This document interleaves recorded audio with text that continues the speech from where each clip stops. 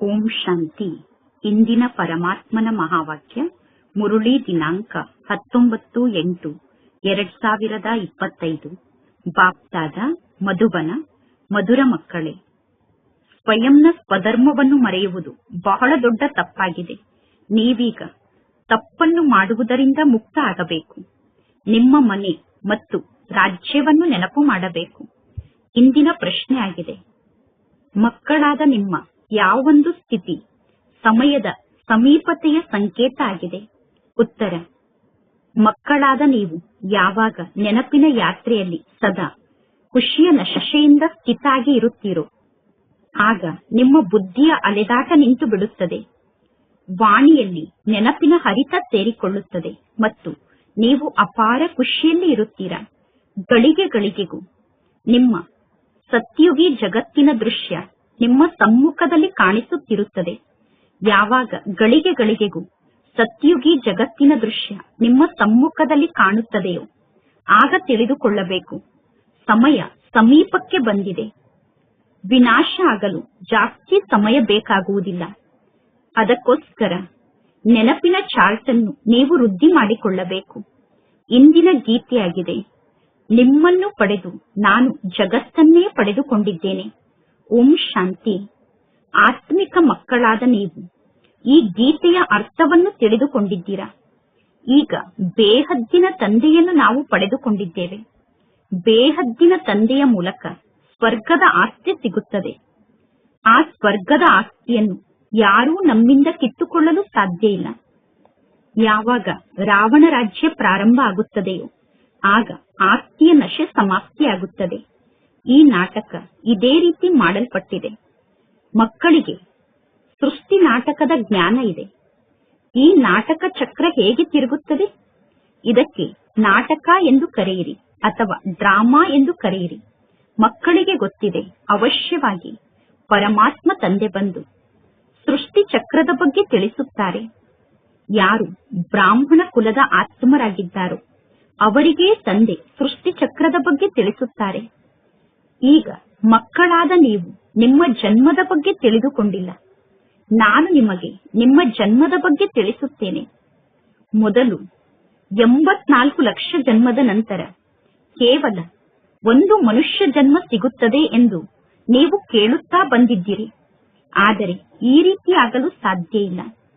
ಈಗ ಎಲ್ಲಾ ಆತ್ಮರು ನಂಬರ್ ವಾರಾಗಿ ಈ ಸೃಷ್ಟಿಗೆ ಬರುತ್ತಾರೆ ಮತ್ತು ನಂಬರ್ ವಾರಾಗಿ ಈ ಸೃಷ್ಟಿಯಿಂದ ವಾಪಸ್ ಮನೆಗೆ ಹೋಗುತ್ತಾರೆ. ಬುದ್ಧಿಯಲ್ಲಿ ವಿಚಾರ ಇದೆ. ಮೊಟ್ಟ ಮೊದಲು ಆದಿ ಸನಾತನ ದೇವಿ ದೇವತಾ ಧರ್ಮದ ಪೂಜ್ಯ ಆತ್ಮರು ಈ ಸೃಷ್ಟಿಯಲ್ಲಿ ಇದ್ದರು. ನಂತರ ಪೂಜ್ಯರಾಗಿದ್ದ ನಾವೇ ಪೂಜಾರಿಗಳಾಗುತ್ತೇವೆ. ನಾವೇ ಪೂಜ್ಯರು, ನಾವೇ ಪೂಜಾರಿಗಳು ಅನ್ನುವ ಮಾತಿನ ಗಾಯನ ಇದೆ.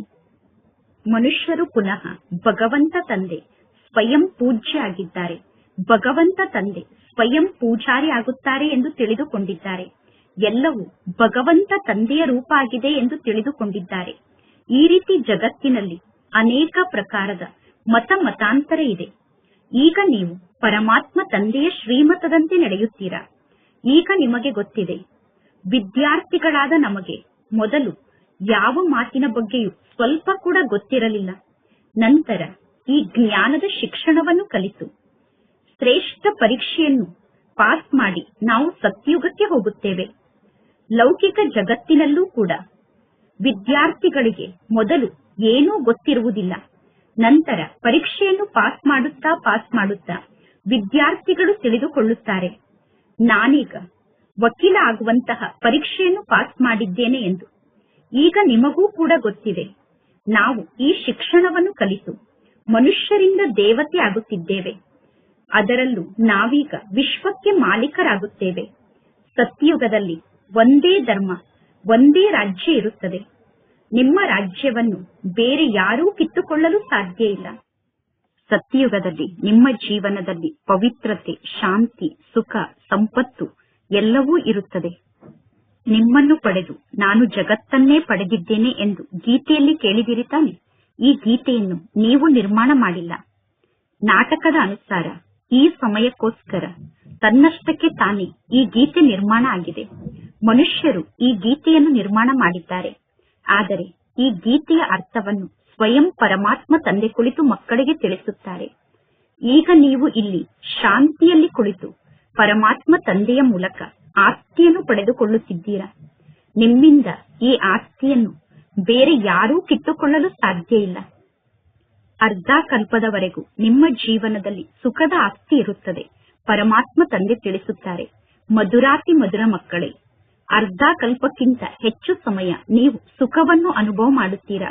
ನಂತರ ಪುನಃ ರಾವಣ ರಾಜ್ಯ ಪ್ರಾರಂಭ ಆಗುತ್ತದೆ. ದೇವತೆಗಳು ಹೇಗೆ ವಾಮ ಮಾರ್ಗದಲ್ಲಿ ಬಂದರು ಅನ್ನುವಂತಹ ಚಿತ್ರವನ್ನೂ ಕೂಡ ಮಂದಿರದಲ್ಲಿ ತೋರಿಸಿದ್ದಾರೆ. ವಾಮ ಮಾರ್ಗಕ್ಕೆ ಬಂದಂತಹ ಡ್ರೆಸ್ ಅನ್ನು ಕೂಡ ದೇವತೆಗಳು ಧರಿಸಿಕೊಂಡಿದ್ದಾರೆ. ನಂತರ ಡ್ರೆಸ್ ಅಂತೂ ಪರಿವರ್ತನೆ ಆಗುತ್ತದೆ ತಾನೆ. ದೇವತೆಗಳು ವಾಮ ಮಾರ್ಗಕ್ಕೆ ಬಂದಾಗ ಅವರ ಡ್ರೆಸ್ ಚೇಂಜ್ ಆಗುತ್ತದೆ. ಪ್ರತಿಯೊಬ್ಬ ರಾಜರ ತಮ್ಮದೇ ಆದಂತಹ ಡ್ರೆಸ್ ಇರುತ್ತದೆ. ಪ್ರತಿಯೊಬ್ಬ ರಾಜರ ಕಿರೀಟ ಮುಂತಾದದ್ದು ಬೇರೆ ಬೇರೆಯೇ ಆಗಿರುತ್ತದೆ. ಈಗ ಮಕ್ಕಳಾದ ನಿಮಗೆ ಗೊತ್ತಿದೆ, ಬ್ರಹ್ಮ ತಂದೆಯ ತನುವಿನ ಮೂಲಕ, ಶಿವ ತಂದೆಯ ಮೂಲಕ ನಾವು ಆಸ್ತಿಯನ್ನು ಪಡೆದುಕೊಳ್ಳುತ್ತಿದ್ದೇವೆ. ಪರಮಾತ್ಮ ತಂದೆ ಮಕ್ಕಳೇ ಮಕ್ಕಳೇ ಎಂದು ಹೇಳುತ್ತಾರೆ. ಮಕ್ಕಳಾದ ನಿಮಗೆ ನಿಮ್ಮ ಜನ್ಮದ ಬಗ್ಗೆ ಗೊತ್ತಿಲ್ಲ. ಆತ್ಮವೇ ಈ ಎಲ್ಲಾ ಮಾತನ್ನು ಕೇಳಿಸಿಕೊಳ್ಳುತ್ತದೆ. ನಾನು ಆತ್ಮ ಆಗಿದ್ದೇನೆ, ನಾನು ಶರೀರ ಅಲ್ಲ.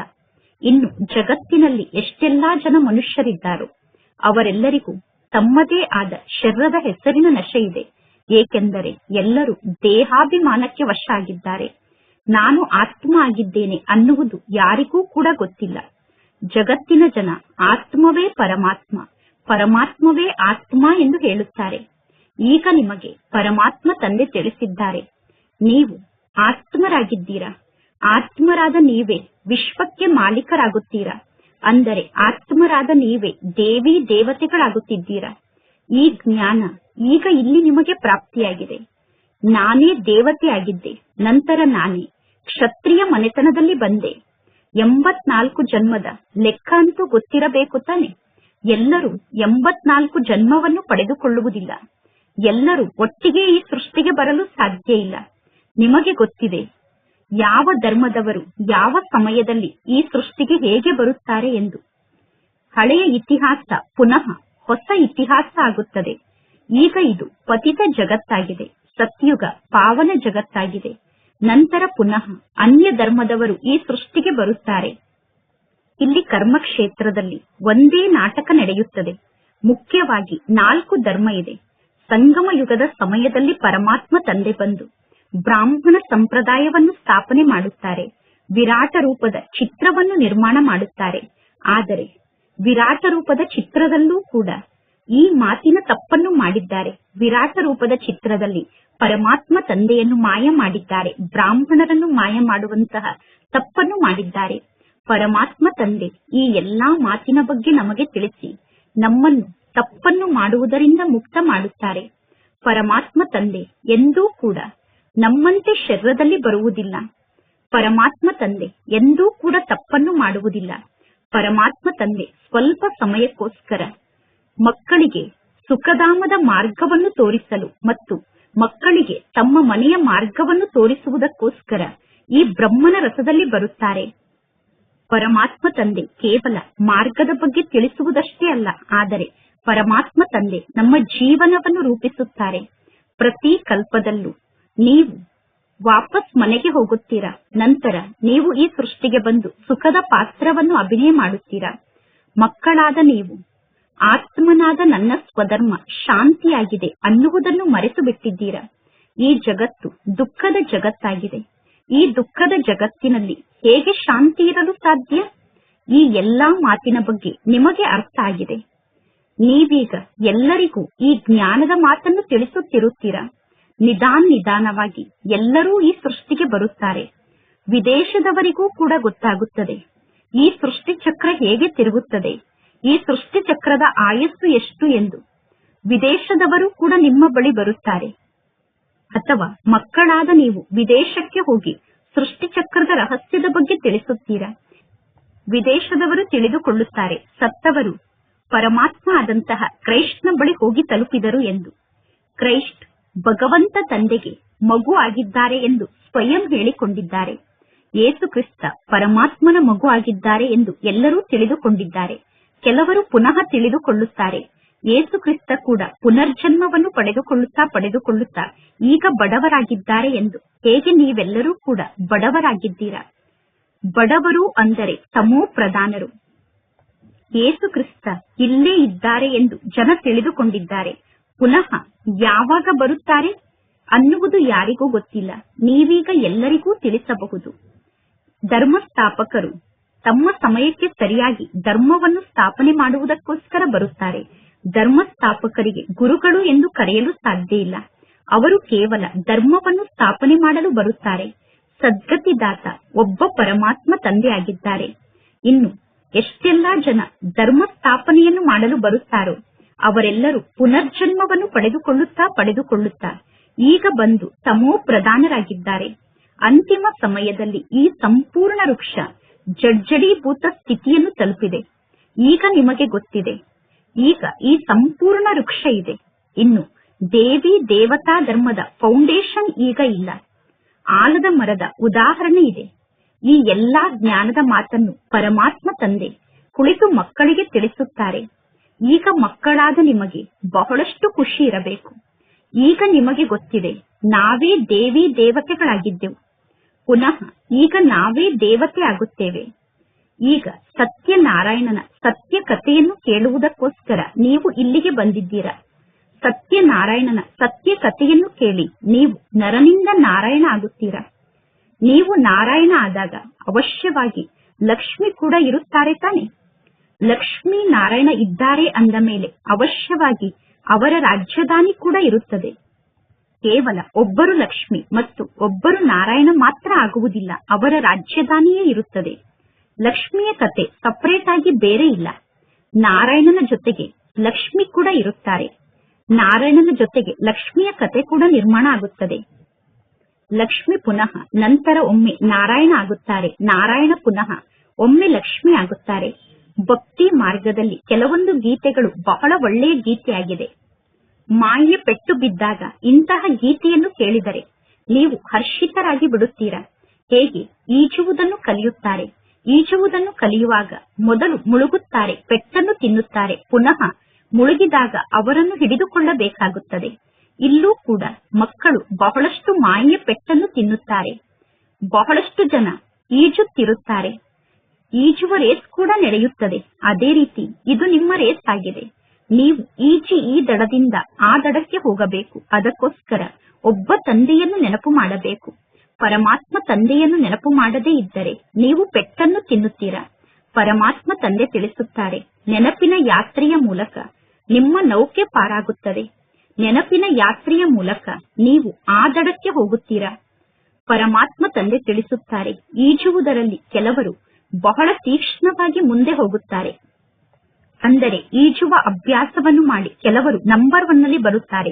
ಕೆಲವರು ಕಡಿಮೆ ಈಜುವಂತವರಾಗಿರುತ್ತಾರೆ, ಅಂದರೆ ಲಾಸ್ಟ್ ನಂಬರ್ ನಲ್ಲಿ ಈಜುವಂತವರಾಗಿರುತ್ತಾರೆ. ಇಲ್ಲೂ ಕೂಡ ಅದೇ ರೀತಿ ಆಗುತ್ತದೆ. ಪರಮಾತ್ಮ ತಂದೆಗೆ ಮಕ್ಕಳು ಚಾರ್ಟ್ ಅನ್ನು ಕಳಿಸುತ್ತಾರೆ. ತಂದೆ ಚಾರ್ಟ್ ಅನ್ನು ಚೆಕ್ ಮಾಡುತ್ತಾರೆ. ನೆನಪಿನ ಚಾರ್ಟ್ನ ಬಗ್ಗೆ ಈ ಮಕ್ಕಳು ಸರಿಯಾಗಿ ಅರ್ಥ ಮಾಡಿಕೊಂಡಿದ್ದಾರೋ ಅಥವಾ ತಪ್ಪು ರೂಪದಲ್ಲಿ ಅರ್ಥ ಮಾಡಿಕೊಂಡಿದ್ದಾರೋ ಎಂದು ತಂದೆ ನೋಡುತ್ತಾರೆ. ಇಡೀ ದಿನದಲ್ಲಿ ನಾನು 5 ಗಂಟೆ ತಂದೆಯ ನೆನಪಿನಲ್ಲಿ ಇದ್ದೆ ಎಂದು ಕೆಲವರು ಚಾರ್ಟ್ ಅನ್ನು ತೋರಿಸುತ್ತಾರೆ. ಪರಮಾತ್ಮ ತಂದೆ ಅಂತಹ ಮಕ್ಕಳ ಮಾತಿನ ಬಗ್ಗೆ ವಿಶ್ವಾಸವನ್ನು ಇಡುವುದಿಲ್ಲ. ಅವಶ್ಯವಾಗಿ ಚಾರ್ಟ್ನ ಬಗ್ಗೆ ಅರ್ಥ ಮಾಡಿಕೊಳ್ಳುವ ಮಾತಿನಲ್ಲಿ ಮಕ್ಕಳು ತಪ್ಪನ್ನು ಮಾಡಿದ್ದಾರೆ ಎಂದು ತಂದೆ ತಿಳಿದುಕೊಳ್ಳುತ್ತಾರೆ. ಕೆಲವರು ತಿಳಿದುಕೊಂಡಿದ್ದಾರೆ, ಎಷ್ಟು ಜಾಸ್ತಿ ಸಮಯ ಇಲ್ಲಿ ನಾನು ಶಿಕ್ಷಣವನ್ನು ಕಲಿಯುತ್ತೇನೋ ಅಷ್ಟು ಸಮಯ ನನ್ನ ಚಾರ್ಟ್ ಸರಿಯಾಗಿ ಇರುತ್ತದೆ ಎಂದು. ಆದರೆ ಈ ರೀತಿ ಆಗಲು ಸಾಧ್ಯ ಇಲ್ಲ. ಅನೇಕರು ಈ ರೀತಿ ಇದ್ದಾರೆ. ಅವರು ಇಲ್ಲೇ ಕುಳಿತಿದ್ದರೂ ಕೂಡ, ಜ್ಞಾನವನ್ನು ಕೇಳುತ್ತಿದ್ದರೂ ಕೂಡ ಆ ಮಕ್ಕಳ ಬುದ್ಧಿ ಹೊರಗಡೆ ಜಗತ್ತಿನಲ್ಲಿ ಬೇರೆ ಬೇರೆ ಕಡೆ ಅಲೆದಾಡುತ್ತಿರುತ್ತದೆ. ಸಂಪೂರ್ಣ ಜ್ಞಾನವನ್ನು ಮಕ್ಕಳು ಕೇಳುವುದಿಲ್ಲ. ಭಕ್ತಿ ಮಾರ್ಗದಲ್ಲೂ ಕೂಡ ಈ ರೀತಿ ಆಗುತ್ತದೆ. ಸನ್ಯಾಸಿಗಳು ಕಥೆಯನ್ನು ಹೇಳುತ್ತಾರೆ. ಕಥೆಯನ್ನು ಹೇಳುವಾಗ ಮಧ್ಯ ಮಧ್ಯದಲ್ಲಿ ಕೇಳುತ್ತಾರೆ, ನಾನು ಏನನ್ನು ತಿಳಿಸಿದೆ ಎಂದು. ಸನ್ಯಾಸಿಗಳು ನೋಡುತ್ತಾರೆ, ಕಥೆಯನ್ನು ಕೇಳುವಾಗ ಇವರು ಕಾದ ಹಂಚಾಗಿ ಕುಳಿತಿಲ್ಲ ತಾನೆ. ಪ್ರಶ್ನೆಯನ್ನು ಕೇಳಿದಾಗ ಪುನಃ ಕೆಲವರು ಉತ್ತರವನ್ನು ಹೇಳುವುದಿಲ್ಲ. ಅಂದ ಮೇಲೆ ಅವರ ಬುದ್ಧಿ ಬೇರೆ ಯಾವುದೋ ಕಡೆ ಹೋಗಿದೆ ಎಂದು ಅರ್ಥ. ಒಂದು ಶಬ್ದವನ್ನು ಕೂಡ ಕೆಲವರು ಕೇಳಿಸಿಕೊಳ್ಳುವುದೇ ಇಲ್ಲ. ಇಲ್ಲೂ ಕೂಡ ಅದೇ ರೀತಿ ಆಗುತ್ತದೆ.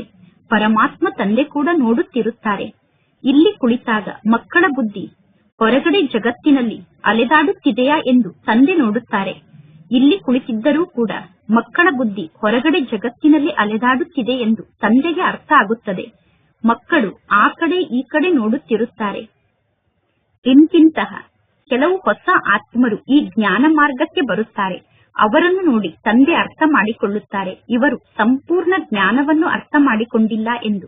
ಆದ್ದರಿಂದ ಪರಮಾತ್ಮ ತಂದೆ ತಿಳಿಸುತ್ತಾರೆ, ಹೊಸಬರನ್ನು ನೀವು ಮಧುಬನಕ್ಕೆ ತಕ್ಷಣ ಕರೆದುಕೊಂಡು ಬರಬಾರದು. ಹೊಸಬರಿಗೆ ಮಧುಬನದ ಕ್ಲಾಸ್ಗೆ ಬರಲು ತಕ್ಷಣ ಅನುಮತಿಯನ್ನು ಕೊಡಬಾರದು. ಇಲ್ಲದಿದ್ದರೆ ಹೊಸಬರು ಇಲ್ಲಿಗೆ ಬಂದು ಇಲ್ಲಿಯ ವಾತಾವರಣವನ್ನು ಹಾಳು ಮಾಡುತ್ತಾರೆ. ಮುಂದೆ ಹೋದಂತೆ ನೀವು ನೋಡುತ್ತೀರಾ, ಯಾರು ಬಹಳ ಒಳ್ಳೆಯ ಮಕ್ಕಳಾಗಿದ್ದಾರೋ ಅವರು ಇಲ್ಲಿ ಕುಳಿತು ಕುಳಿತೇ ವೈಕುಂಠಕ್ಕೆ ಹೋಗಿಬಿಡುತ್ತಾರೆ. ವೈಕುಂಠಕ್ಕೆ ಹೋದಾಗ ಮಕ್ಕಳಿಗೆ ಬಹಳಷ್ಟು ಖುಷಿ ಇರುತ್ತದೆ. ಗಳಿಗೆ ಗಳಿಗೆಗೂ ವೈಕುಂಠಕ್ಕೆ ಹೋಗಿಬಿಡುತ್ತಾರೆ. ಈಗ ಸಮಯ ಸಮೀಪದಲ್ಲಿ ಇದೆ. ನಂಬರ್ ವಾರ್ ಪುರುಷಾರ್ಥದ ಅನುಸಾರ ಅಂತಹ ಸ್ಥಿತಿಯನ್ನು ನೀವು ರೂಪಿಸಿಕೊಳ್ಳುತ್ತೀರಾ. ಗಳಿಗೆ ಗಳಿಗೆಗೂ ಸ್ವರ್ಗದ ಮಹಲನ್ನು ಮಕ್ಕಳು ಇಲ್ಲಿ ಕುಳಿತು ನೋಡುತ್ತಿರುತ್ತಾರೆ. ಯಾವ ಯಾವ ಮಾತಿನ ಬಗ್ಗೆ ಮಕ್ಕಳಿಗೆ ತಿಳಿಸಬೇಕೋ ಆ ಎಲ್ಲಾ ಮಾತಿನ ಸಾಕ್ಷಾತ್ಕಾರ ಆಗುತ್ತಿರುತ್ತದೆ. ಸಮಯಕ್ಕೆ ಸರಿಯಾಗಿ ನೀವು ಎಲ್ಲಾ ದೃಶ್ಯವನ್ನು ನೋಡುತ್ತೀರಾ. ಈ ರೀತಿ ಈಗ ಸ್ವರ್ಗಕ್ಕೋಸ್ಕರ ತಯಾರಿ ನಡೆಯುತ್ತಿದೆ. ಪರಮಾತ್ಮ ತಂದೆ ತಿಳಿಸುತ್ತಾರೆ, ಒಂದು ಸೆಕೆಂಡ್ನಲ್ಲಿ ಇಡೀ ಜಗತ್ತಿನ ಮನುಷ್ಯರು ಹೇಗೆ ಮಣ್ಣು ಪಾಲಾಗುತ್ತಾರೆ ಅನ್ನುವುದನ್ನು ನೀವು ನೋಡುತ್ತೀರಾ. ಒಂದು ಬಾಂಬನ್ನು ಹಾಕಿದ ತಕ್ಷಣ ಎಲ್ಲವೂ ಸಮಾಪ್ತಿಯಾಗಿ ಬಿಡುತ್ತದೆ. ಈಗ ಮಕ್ಕಳಾದ ನಿಮಗೆ ಗೊತ್ತಿದೆ, ಈಗ ನಮ್ಮ ರಾಜ್ಯ ಸ್ಥಾಪನೆ ಆಗುತ್ತಿದೆ. ನಾವೀಗ ನೆನಪಿನ ಯಾತ್ರೆಯ ಖುಷಿಯ ನಶೆಯಲ್ಲಿ ಇರಬೇಕು. ಯಾವಾಗ ನೆನಪಿನ ಯಾತ್ರೆಯ ಹರಿತ ಜ್ಞಾನದ ಖಡ್ಗದಲ್ಲಿ ಇರುತ್ತದೆಯೋ ಆಗ ನಮ್ಮ ಜ್ಞಾನದ ಬಾಣ ಅನ್ಯರಿಗೆ ನಾಟುತ್ತದೆ. ನೆನಪಿನ ಯಾತ್ರೆಯ ಹರಿತ ಇದ್ದಾಗ ನಿಮ್ಮ ದೃಷ್ಟಿಯ ಮೂಲಕ ಅನ್ಯರಿಗೆ ಬಾಣ ನಾಟುತ್ತದೆ. ಈಗ ನೀವು ಎಷ್ಟು ನೆನಪಿನ ಯಾತ್ರೆಯ ಹರಿತವನ್ನು ತುಂಬಿಕೊಳ್ಳಬೇಕು ಅಂದರೆ ನಿಮ್ಮ ದೃಷ್ಟಿಯ ಮೂಲಕ ಅನ್ಯರಿಗೆ ಬಾಣ ನಾಟಬೇಕು. ಅಂತಿಮ ಸಮಯದಲ್ಲಿ ಮಕ್ಕಳಾದ ನೀವು ಭೀಷ್ಮ ಪಿತಾಮಹನಂತವರಿಗೂ ಕೂಡ ಜ್ಞಾನದ ಬಾಣವನ್ನು ಹೊಡೆಯುತ್ತೀರಾ ಎಂದು ಗಾಯನ ಇದೆ. ಅಂತ್ಯದಲ್ಲಿ ಭೀಷ್ಮ ಪಿತಾಮಹನಂತವರೂ ಕೂಡ ತಕ್ಷಣ ಜ್ಞಾನವನ್ನು ಅರ್ಥ ಮಾಡಿಕೊಳ್ಳುತ್ತಾರೆ. ಇವರು ಸತ್ಯವನ್ನು ಹೇಳುತ್ತಿದ್ದಾರೆ ಎಂದು ಎಲ್ಲರೂ ಒಪ್ಪಿಕೊಳ್ಳುತ್ತಾರೆ. ಜ್ಞಾನದ ಸಾಗರ ಪತಿತ ಪಾವನ ಒಬ್ಬ ನಿರಾಕಾರ ಭಗವಂತ ತಂದೆಯಾಗಿದ್ದಾರೆ. ಶ್ರೀಕೃಷ್ಣ ಭಗವಂತ ಆಗಲು ಸಾಧ್ಯ ಇಲ್ಲ. ಶ್ರೀಕೃಷ್ಣನ ಜನ್ಮದ ಬಗ್ಗೆ ತೋರಿಸುತ್ತಾರೆ. ಶ್ರೀಕೃಷ್ಣನ ಅದೇ ಶಾರೀರಿಕ ಚಿತ್ರ ಪುನಃ ಮುಂದಿನ ಜನ್ಮದಲ್ಲಿ ಇರಲು ಸಾಧ್ಯ ಇಲ್ಲ. ನಂತರ ಸತ್ಯುಗದಲ್ಲಿ ಮಾತ್ರ ಅಂತಹ ಶಾರೀರಿಕ ಚಿತ್ರ ಕೃಷ್ಣನಿಗೆ ಪ್ರಾಪ್ತಿಯಾಗುತ್ತದೆ. ಪ್ರತಿ ಜನ್ಮದಲ್ಲಿ ಪ್ರತಿಯೊಬ್ಬರ ಶಾರೀರಿಕ ಚಿತ್ರ ಬೇರೆ ಬೇರೆ ಆಗಿರುತ್ತದೆ. ಈ ನಾಟಕದಲ್ಲಿ ಇದೇ ರೀತಿ ಪಾತ್ರ ಫಿಕ್ಸ್ ಆಗಿದೆ. ಸತ್ಯುಗದಲ್ಲಿ ದೇವತೆಗಳ ಶರೀರ ಸ್ವಾಭಾವಿಕ ಸೌಂದರ್ಯವುಳ್ಳಂತಹ ಶರೀರ ಆಗಿರುತ್ತದೆ. ಈಗ ದಿನ ಪ್ರತಿದಿನ ಕಳೆದಂತೆ ಈ ತನು ತಮೋ ಪ್ರಧಾನ ಆಗುತ್ತಾ ಹೋಗುತ್ತದೆ. ಮೊಟ್ಟ ಮೊದಲು ಎಲ್ಲರೂ ಸತೋ ಪ್ರಧಾನರಾಗಿದ್ದರು. ನಂತರ ಸತೋ ರಜೋ ತಮೋದಲ್ಲಿ ಬರುತ್ತಾರೆ. ಈಗ ಈ ಜಗತ್ತಿನಲ್ಲಿ ನೋಡಿ ಮಕ್ಕಳು ಹೇಗೆ ಜನ್ಮವನ್ನು ಪಡೆದುಕೊಳ್ಳುತ್ತಾರೆ. ಕೆಲವರಿಗೆ ನಡೆಯಲು ಕೂಡ ಬರುವುದಿಲ್ಲ, ಅಂದರೆ ಕೆಲವರ ಕಾಲು ಕೆಲಸವನ್ನೇ ಮಾಡುವುದಿಲ್ಲ. ಕೆಲವರು ಅಂಗವಿಕಲರಾಗಿ ಇರುತ್ತಾರೆ. ಕೆಲವರ ಶರೀರ ಹೇಗೆ ಇರುತ್ತದೆ ಅಂದರೆ ಶರೀರ ಕೂಡ ಯಾವ ರೀತಿ ಆಗಿದೆ ನೋಡಿ. ಸತ್ಯಯುಗದಲ್ಲಿ ಯಾರೂ ಈ ರೀತಿ ಅಂಗವಿಕಲರಾಗುವುದಿಲ್ಲ. ಸತ್ಯಯುಗದಲ್ಲಿ ದೇವತೆಗಳಿಗೆ ಗಡ್ಡ ಮೀಸೆ ಮುಂತಾದದ್ದು ಇರುವುದಿಲ್ಲ. ಸತ್ಯಯುಗದಲ್ಲಿ ಕ್ಲೀನ್ ಶೇವ್ ಇರುತ್ತದೆ, ಅಂದರೆ ಸತ್ಯಯುಗದಲ್ಲಿ ಯಾರಿಗೂ ಗಡ್ಡ ಮೀಸೆ ಇರುವುದಿಲ್ಲ. ಸತ್ಯಯುಗದಲ್ಲಿ ದೇವತೆಗಳ ನಯನ ಮತ್ತು ದೇವತೆಗಳ ವ್ಯವಹಾರದ ಮೂಲಕ ಇವರು ಪುರುಷರಾಗಿದ್ದಾರೆ, ಇವರು ಸ್ತ್ರೀಯರಾಗಿದ್ದಾರೆ ಎಂದು ಗೊತ್ತಾಗುತ್ತದೆ. ಮುಂದೆ ಹೋದಂತೆ ನಿಮಗೆ ಬಹಳಷ್ಟು ಸಾಕ್ಷಾತ್ಕಾರ ಆಗುತ್ತದೆ. ಆಗ ಮಕ್ಕಳಿಗೆ ಬಹಳಷ್ಟು ಖುಷಿ ಆಗುತ್ತದೆ. ಈಗ ಮಕ್ಕಳಾದ ನೀವು ಬಹಳಷ್ಟು ಖುಷಿಯಲ್ಲಿ ಇರಬೇಕು. ಪರಮಾತ್ಮ ತಂದೆ ಕಲ್ಪ ಕಲ್ಪದಲ್ಲೂ ಬಂದು ನಮಗೆ ರಾಜಯೋಗವನ್ನು ಕಲಿಸಿ ನಮ್ಮನ್ನು ಮನುಷ್ಯರಿಂದ ದೇವತೆಯನ್ನಾಗಿ ಮಾಡುತ್ತಾರೆ. ಈಗ ಮಕ್ಕಳಿಗೆ ಗೊತ್ತಿದೆ, ಯಾರು ನಮ್ಮ ದೇವತಾ ಧರ್ಮದ ಆತ್ಮರಾಗಿದ್ದಾರೋ ಅವರು ಜ್ಞಾನ ಮಾರ್ಗಕ್ಕೆ ಬರುತ್ತಾರೆ. ಇನ್ನು ಅನ್ಯ ಧರ್ಮದ ಆತ್ಮರು ಪರಮಧಾಮದಲ್ಲಿ ತಮ್ಮ ತಮ್ಮ ಸೆಕ್ಷನ್ಗೆ ಹೋಗಿ ಕುಳಿತುಕೊಳ್ಳುತ್ತಾರೆ. ಆತ್ಮದ ವೃಕ್ಷವನ್ನು ತೋರಿಸುತ್ತಾರೆ. ಪರಮಧಾಮದಲ್ಲಿ ಆತ್ಮರ ವೃಕ್ಷವನ್ನು ತೋರಿಸಲಾಗುತ್ತದೆ. ಚಿತ್ರವನ್ನು ಬಹಳಷ್ಟು ಕರೆಕ್ಷನ್ ಮಾಡಲಾಗುತ್ತದೆ. ಚಿತ್ರವನ್ನು ಚೇಂಜ್ ಮಾಡಲಾಗುತ್ತಿರುತ್ತದೆ. ಹೇಗೆ ಸೂಕ್ಷ್ಮ ವತನದ ಬಗ್ಗೆ ಪರಮಾತ್ಮ ತಂದೆ ತಿಳಿಸುತ್ತಾರೆ. ಸಂಶಯ ಬುದ್ಧಿ ಉಳ್ಳಂತವರು ಸೂಕ್ಷ್ಮ ವತನದ ಬಗ್ಗೆ ಕೇಳಿ ಇದೆಂತಹ ಮಾತಾಗಿದೆ ಎಂದು ಹೇಳುತ್ತಾರೆ. ಮೊದಲು ಈ ರೀತಿ ಹೇಳುತ್ತಿದ್ದರು, ಈಗ ಈ ರೀತಿ ಹೇಳುತ್ತಿದ್ದಾರೆ ಎಂದು ಸಂಶಯ ಬುದ್ಧಿ ಉಳ್ಳಂತವರು ಸಂಶಯಕ್ಕೊಳಗಾಗುತ್ತಾರೆ. ಲಕ್ಷ್ಮೀ ನಾರಾಯಣರ 2 ರೂಪವನ್ನು ಸೇರಿಸಿ ವಿಷ್ಣು ಎಂದು ಹೇಳುತ್ತಿದ್ದಾರೆ ಎಂದು ಸಂಶಯ ಬುದ್ಧಿ ಉಳ್ಳವರು ಹೇಳುತ್ತಾರೆ. ಇನ್ನು 4 ಭುಜವುಳ್ಳಂತಹ ಮನುಷ್ಯರು ಇರಲು ಸಾಧ್ಯ ಇಲ್ಲ. ರಾವಣನಿಗೆ 10 ತಲೆಯನ್ನು ತೋರಿಸುತ್ತಾರೆ. ರಾವಣನಂತಹ ಯಾವ ಮನುಷ್ಯರೂ ಇರುವುದಿಲ್ಲ. ಪ್ರತಿ ವರ್ಷ ಕುಳಿತು ರಾವಣನನ್ನು ಸುಡುತ್ತಾರೆ. ರಾವಣನನ್ನು ಸುಡುವುದೂ ಕೂಡ ಒಂದು ಗೊಂಬೆಯ ಆಟ ಆಗಿದೆ. ಮನುಷ್ಯರು ಹೇಳುತ್ತಾರೆ, ಶಾಸ್ತ್ರ ಇಲ್ಲದೆ ನಾವು ಬದುಕಲು ಸಾಧ್ಯ ಇಲ್ಲ, ಶಾಸ್ತ್ರ ನಮಗೆ ಪ್ರಾಣ ಆಗಿದೆ ಎಂದು. ಭಗವದ್ಗೀತೆಗೆ ಎಷ್ಟೊಂದು ಗೌರವ ಇದೆ ನೋಡಿ. ಇಲ್ಲಿ ನಿಮ್ಮ ಬಳಿ ಬಹಳಷ್ಟು ಮುರುಳಿಗಳ ಸಂಗ್ರಹ ಆಗುತ್ತದೆ. ಇಲ್ಲಿ ನೀವು ಬಹಳಷ್ಟು ಮುರುಳಿಯನ್ನು ಸಂಗ್ರಹ ಮಾಡುತ್ತೀರಾ. ಅಷ್ಟೆಲ್ಲ ಮುರುಳಿಯನ್ನು ಇಟ್ಟುಕೊಂಡು ಏನನ್ನು ಮಾಡುತ್ತೀರಾ? ದಿನ ಪ್ರತಿದಿನ ಕಳೆದಂತೆ ನೀವು ಹೊಸ ಹೊಸ ಜ್ಞಾನದ ಮಾತನ್ನು ಕೇಳುತ್ತಿರುತ್ತೀರಾ. ಅಂದ ಮೇಲೆ ಈ ಎಲ್ಲಾ ಜ್ಞಾನದ ಮಾತನ್ನು ಚೆನ್ನಾಗಿ ನೋಟ್ ಮಾಡಿಕೊಳ್ಳಬೇಕು. ಭಾಷಣವನ್ನು ಮಾಡುವಂತಹ ಸಮಯದಲ್ಲಿ ಆ ಜ್ಞಾನದ ಪಾಯಿಂಟ್ ಅನ್ನು ರಿಹರ್ಸಲ್ ಮಾಡಿಕೊಳ್ಳಬೇಕು, ರಿವೈಸ್ ಮಾಡಿಕೊಳ್ಳಬೇಕು. ಇಂತಿಂತಹ ಜ್ಞಾನದ ಮಾತಿನ ಬಗ್ಗೆ ನಾನೀಗ ತಿಳಿಸುತ್ತೇನೆ ಎಂದು ರಿವೈಸ್ ಮಾಡಿಕೊಳ್ಳಬೇಕು. ಟಾಪಿಕ್ಗಳ ಲಿಸ್ಟ್ ನಿಮ್ಮ ಬಳಿ ಇರಬೇಕು. ಈ ದಿನ ಇಂತಹ ಟಾಪಿಕ್ ನ ಬಗ್ಗೆ ತಿಳಿಸುತ್ತೇನೆ. ರಾವಣ ಯಾರಾಗಿದ್ದಾರೆ, ರಾಮ ಯಾರಾಗಿದ್ದಾರೆ, ಸತ್ಯ ಅಂದರೆ ಏನು ಅನ್ನುವ ಎಲ್ಲಾ ಮಾತಿನ ಬಗ್ಗೆ ನಾನೀಗ ನಿಮಗೆ ತಿಳಿಸುತ್ತೇನೆ ಎಂದು ತಂದೆ ಹೇಳುತ್ತಾರೆ. ಈ ಸಮಯದಲ್ಲಿ ಇಡೀ ಜಗತ್ತಿನಲ್ಲಿ ರಾವಣನ ರಾಜ್ಯ ಇದೆ. ಎಲ್ಲರಲ್ಲೂ ಪಂಚವಿಕಾರ ಇದೆ. ಪರಮಾತ್ಮ ತಂದೆ ಬಂದು ಪುನಃ ರಾಮರಾಜ್ಯವನ್ನು ಸ್ಥಾಪನೆ ಮಾಡುತ್ತಾರೆ. ಇದು ಸೋಲು ಮತ್ತು ಗೆಲುವಿನ ಆಟ ಆಗಿದೆ. ಹೇಗೆ ಆತ್ಮರಾದ ನಾವು ಸೋಲುತ್ತೇವೆ, ಪಂಚವಿಕಾರ ಅನ್ನುವ ರಾವಣನಿಗೆ ನಾವು ಹೇಗೆ ಸೋಲುತ್ತೇವೆ ಅನ್ನುವುದು ನಿಮಗೆ ಗೊತ್ತಿದೆ. ಮೊದಲು ಪವಿತ್ರ ಗೃಹಸ್ಥ ಆಶ್ರಮ ಇತ್ತು. ಈಗ ಎಲ್ಲರೂ ಪತಿತರಾಗಿದ್ದಾರೆ. ಲಕ್ಷ್ಮೀ ನಾರಾಯಣರೇ ನಂತರ ಪುನಃ ಬ್ರಹ್ಮ ಸರಸ್ವತಿ ಆಗುತ್ತಾರೆ. ಪರಮಾತ್ಮ ತಂದೆ ತಿಳಿಸುತ್ತಾರೆ, ನಾನು ಈ ಬ್ರಹ್ಮ ತಂದೆಯ ಅನೇಕ ಜನ್ಮದ ಅಂತಿಮ ಜನ್ಮದಲ್ಲಿ ಇವರ ತನುವಿನಲ್ಲಿ ಪ್ರವೇಶವನ್ನು ಮಾಡುತ್ತೇನೆ. ನೀವೀಗ ಹೇಳುತ್ತೀರಾ, ನಾವು ಅನೇಕ ಜನ್ಮದ ಅಂತಿಮ ಜನ್ಮದಲ್ಲಿ ಪರಮಾತ್ಮ ತಂದೆಯ ಮೂಲಕ ಜ್ಞಾನವನ್ನು ಪಡೆದುಕೊಳ್ಳುತ್ತಿದ್ದೇವೆ. ಇದೆಲ್ಲ ಅರ್ಥ ಮಾಡಿಕೊಳ್ಳುವಂತಹ ಜ್ಞಾನದ ಮಾತಾಗಿದೆ. ಕೆಲವರ ಬುದ್ಧಿ ಡಲ್ ಬುದ್ಧಿಯಾಗಿದೆ. ಯಾರ ಬುದ್ಧಿ ಡಲ್ ಆಗಿದೆಯೋ ಅವರು ಈ ಜ್ಞಾನದ ಮಾತನ್ನು ಅರ್ಥ ಮಾಡಿಕೊಳ್ಳುವುದಿಲ್ಲ. ಈಗ ಇಲ್ಲಿ ರಾಜ್ಯಧಾನಿ ಸ್ಥಾಪನೆ ಆಗುತ್ತಿದೆ. ಅನೇಕರು ಜ್ಞಾನ ಮಾರ್ಗಕ್ಕೆ ಬಂದರು, ಪುನಃ ಜ್ಞಾನ ಮಾರ್ಗವನ್ನು ಬಿಟ್ಟು ಹೋದರು. ಯಾರು ಜ್ಞಾನ ಮಾರ್ಗವನ್ನು ಬಿಟ್ಟು ಹೋಗಿದ್ದಾರೋ ಅವರು ಪುನಃ ಜ್ಞಾನ ಮಾರ್ಗಕ್ಕೆ ಬರುತ್ತಾರೆ. ಯಾರು ಜ್ಞಾನ ಮಾರ್ಗಕ್ಕೆ ಬಂದು ಜ್ಞಾನ ಮಾರ್ಗವನ್ನು ಬಿಟ್ಟು ಹೋಗಿ ಪುನಃ ಜ್ಞಾನ ಮಾರ್ಗಕ್ಕೆ ಬರುತ್ತಾರೋ ಅವರು ಪ್ರಜೆಗಳಲ್ಲಿ 1 ಪೈಸೆಯಷ್ಟು ಪದವಿಯನ್ನು ಪಡೆದುಕೊಳ್ಳುತ್ತಾರೆ. ಸತ್ಯಯುಗದಲ್ಲಿ ಪ್ರಜೆ ಆಗುವಂತವರೂ ಕೂಡ ಬೇಕು ತಾನೆ. ಒಳ್ಳೆಯದು. ಮಧುರಾತಿ ಮಧುರ ಅಗಲಿ ಹೋಗಿ ಮರಳಿ ಸಿಕ್ಕಿರುವ ಮಕ್ಕಳ ಪ್ರತಿ ಮಾಸ್ಪಿತಾ ಬಾಪ್ತಾದರವರ ನೆನಪು, ಪ್ರೀತಿ ಹಾಗೂ ಸುಪ್ರಭಾತ. ಆತ್ಮಿಕ ಮಕ್ಕಳಿಗೆ ಆತ್ಮಿಕ ತಂದೆಯ ನಮಸ್ತೆ. ಆತ್ಮಿಕ ತಂದೆಗೆ ಆತ್ಮಿಕ ಮಕ್ಕಳ ನೆನಪು, ಪ್ರೀತಿ ಹಾಗೂ ನಮಸ್ತೆ ನಮಸ್ತೆ ನಮಸ್ತೆ. ಧಾರಣೆಗೋಸ್ಕರ ಮುಖ್ಯ ಸಾರ. ಫಸ್ಟ್ ಪಾಯಿಂಟ್, ನಾನೀಗ ಈ ಶಿಕ್ಷಣವನ್ನು ಕಲಿತು ಮುಗಿಸಿ ಮನುಷ್ಯರಿಂದ ದೇವತೆ ಆಗುತ್ತೇನೆ, ಅಂದರೆ ವಿಶ್ವಕ್ಕೆ ಮಾಲೀಕ ಆಗುತ್ತೇನೆ ಅನ್ನುವ ನಶೆ ಸದಾ ಇರಬೇಕು. ನಮ್ಮ ರಾಜ್ಯದಲ್ಲಿ ಪವಿತ್ರತೆ, ಸುಖ, ಶಾಂತಿ ಎಲ್ಲವೂ ಇರುತ್ತದೆ. ನಮ್ಮ ರಾಜ್ಯವನ್ನು ನಮ್ಮಿಂದ ಯಾರೂ ಕಿತ್ತುಕೊಳ್ಳಲು ಸಾಧ್ಯ ಇಲ್ಲ ಅನ್ನುವ ನಶೆ ಸದಾ ಇರಬೇಕು. ಸೆಕೆಂಡ್ ಪಾಯಿಂಟ್, ಈ ದಡದಿಂದ ಆ ದಡಕ್ಕೆ ಹೋಗುವುದಕ್ಕೋಸ್ಕರ ನೆನಪಿನ ಯಾತ್ರೆಯಲ್ಲಿ ಚೆನ್ನಾಗಿ ಈಜಬೇಕು. ಮಾಯೆಯ ಮೂಲಕ ಪೆಟ್ಟನ್ನು ತಿನ್ನಬಾರದು. ಸ್ವಯಂ ಅನ್ನು ಚೆಕ್ ಮಾಡಿಕೊಳ್ಳಬೇಕು. ನೆನಪಿನ ಚಾರ್ಟ್ ಅನ್ನು ಯಥಾರ್ಥವಾಗಿ ಅರ್ಥ ಮಾಡಿಕೊಂಡು ನೆನಪಿನ ಚಾರ್ಟ್ ಅನ್ನು ಬರೆಯಬೇಕು.